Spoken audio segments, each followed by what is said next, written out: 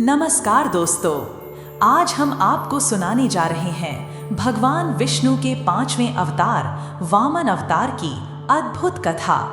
यह सिर्फ एक पौराणिक कहानी नहीं, बल्कि अहंकार के अंत और विनम्रता की जीत का गहरा संदेश देती है। तो आइए सुनते हैं यह प्रेरणादायक प्रसंग। वामन अवतार। एक समय की बात है, युद्ध में इंद्र से हारकर दैत्यराज बलि गुरु शुक्राचार्य की शरण गए। शुक्राचार्य ने उनके अंदर देव भाव जगाया।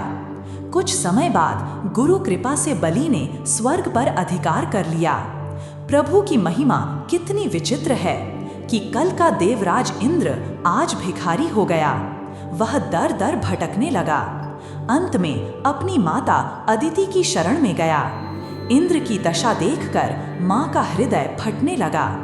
अपने पुत्र के दुख से दुखी अदिति में पयोव्रत का अनुष्ठान किया।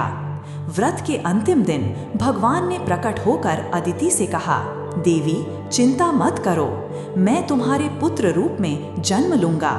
इंद्र का छोटा भाई बनकर उनका कल्याण करूंगा। यह कहकर वे अंतर्धान हो गए। आखिर वह शुभ घड़ी आ ही गई। अदिति के गर्भ से भगवान ने वामन के रूप में अवतार लिया। भगवान को पुत्र रूप में पाकर अदिति की प्रसन्नता का ठिकाना न रहा। भगवान को वामन ब्रह्मचारी के रूप में देखकर देवताओं और महर्षियों को बड़ा आनंद हुआ। उन लोगों ने कश्यप जी को आगे करके भगवान का उपनयन आदि संस्कार करवाया।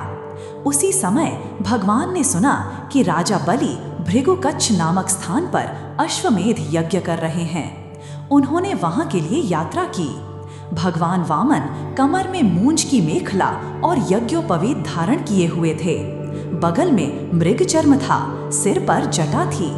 इसी प्रकार बौने ब्राह्मण के वेश में अपनी माया से ब्रह्मचारी बने हुए भगवान ने बलि के यज्ञ मंडप में प्रवेश किया। उन्हें देखकर बलि का हृदय गदगद हो गया। उन्होंने भगवान को एक उत्तम आसन दिया। बलि ने नाना प्रकार से वामन की पूजा की। उसके बाद बलि ने प्रभु से कुछ मांगने का अनुरोध किया। उन्होंने 3 पग भूमि मांगी। शुक्राचार्य प्रभु की लीला समझ रहे थे। उन्होंने दान देने से बलि को मना किया। बलि ने नहीं माना। उसने संकल्प लेने के लिए जल पात्र उठाया। शुक्राचार्य अपने शिष्य का हित सोचकर पात्र में प्रवेश कर गए। जल गिरने का रास्ता रुक गया। भगवान ने एक कुश उठाकर पात्र के छेद में डाल दिया। उनकी एक आंख फूट गई। संकल्प पूरा होते ही भगवान वामन ने एक पग में पृथ्वी और दूसरे में स्वर्ग नाप लिया। तीसरे पग में बलि ने अपने आप को ही सौंप दिया। बलि के इस समर्पण भाव से भगवान प्रसन्न हुए। उन्होंने उसे सुतल लोक का राज्य दे दिया। इंद्र को स्वर्ग का स्वामी बना दिया। कहा जाता है कि भगवान वामन द्वारपाल के रूप में राजा बलि को और उपेंद्र के रूप में इंद्र को नित्य दर्शन देते हैं।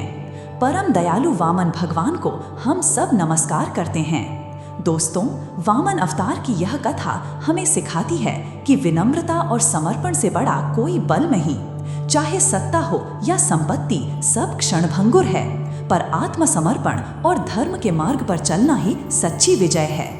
अगर आपको यह कथा पसंद आई हो तो वीडियो को लाइक करें, चैनल को सब्सक्राइब करें और कमेंट में बताएं आपके लिए वामन अवतार का सबसे बड़ा संदेश क्या है।